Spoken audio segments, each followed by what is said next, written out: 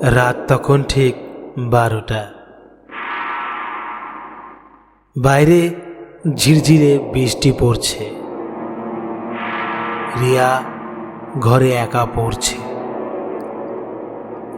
তার মা বাবা গ্রামের বাড়ি গিয়েছে 2 দিনের জন্য।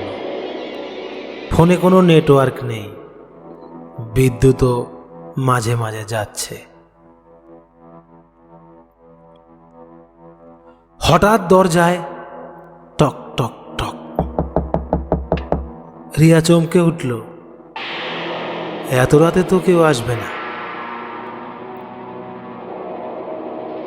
তাহলে কে আসলো?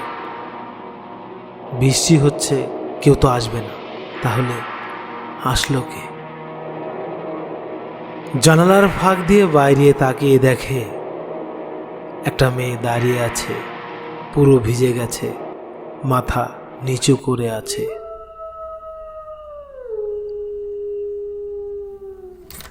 রিয়া একটু সাহস করে দরজা খুলল।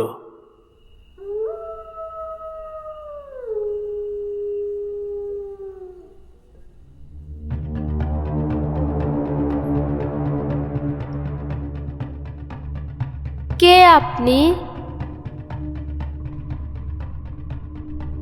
মেয়েটা ধীরে ধীরে মাথা তুলল।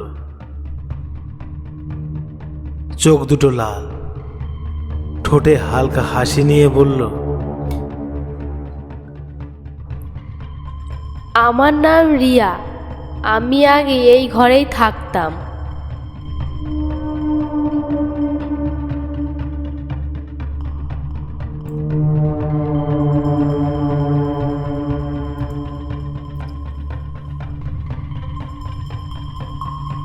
রিয়া থমকে গেল।